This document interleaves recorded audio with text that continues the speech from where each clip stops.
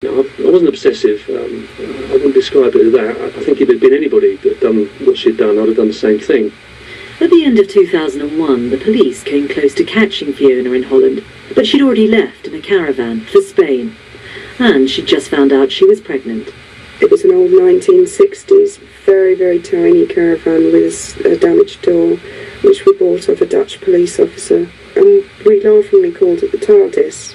It was very romantic as well, because it was just the two of us, even though I was pregnant, and I was working as a waitress for £2 an hour, and Graham was working as a bricklayer. So, although we weren't earning a lot of money, it was a fairly cheap way of living. We had a very good, healthy lifestyle of get-togethers in the evening, hard-working day, and, normal values in life, which I don't think I'd been surrounded by in previous years. Fiona was on the run. Where and when did you eventually catch up with her?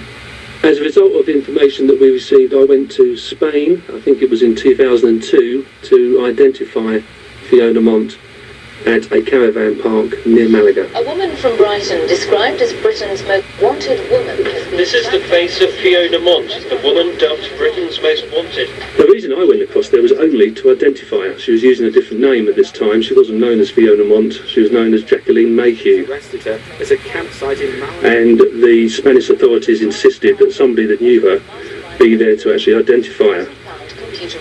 From the moment I found out I was pregnant, the thought of being in handcuffs giving birth with Steve Skerrett standing at the foot of the bed was just really, really awful. Fiona was arrested and taken to Madrid.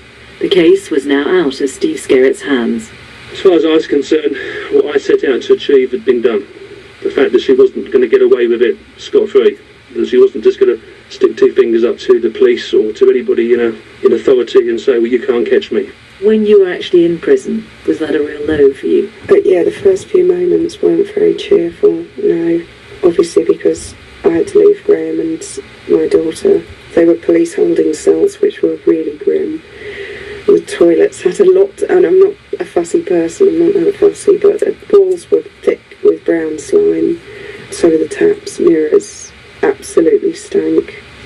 At that point I was thinking, where are they going to take me? Is it going to be worse? Fiona had been arrested on a warrant issued by the Crown Prosecution Service in London, but the rest of the paperwork wasn't completed on time. After a few weeks, Fiona was free again. She fled to Portugal with Graham and her baby daughter, but after more than 3 years, life on the run was beginning to wear her down. My paranoia did kick in, it really was quite serious after I was released. I didn't feel comfortable going near any train stations or airports. I went to the supermarket and these English people were giggling and pointing at me, and I thought, I've got something on my face. Later I went to our post box and got the local free newspaper, Portugal News, and my face was plastered all over the front of it. And that was it. I said, I'm going back. This is ridiculous.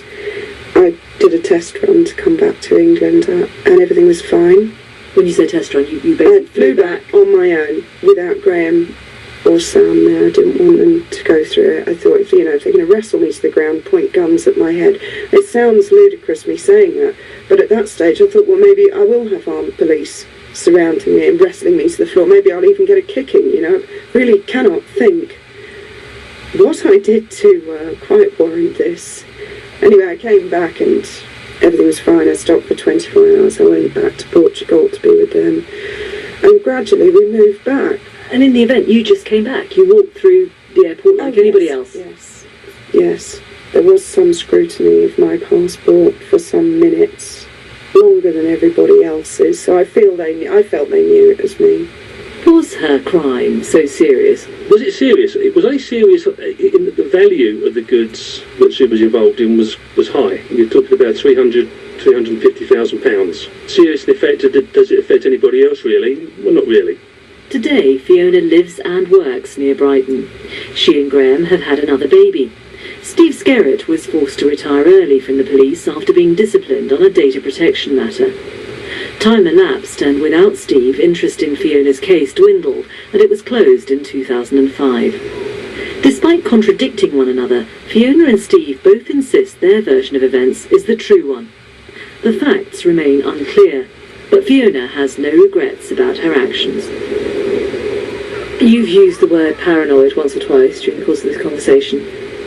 Attention-seeking is another word that comes to mind. You could have just faced the police, gone to court, done your time, perhaps gone down for 6 months, year, whatever, and it would all have been over. I don't believe it would have been that case, and the charges he was suggesting would have carried a lot heavier sentences than 6 months. He would never ask for extradition for something that minor. By running away, you obviously thought you were leaving behind many of your problems. Do you think now, looking back, that you just created a whole new set of problems? You thought you were free, but actually you weren't really.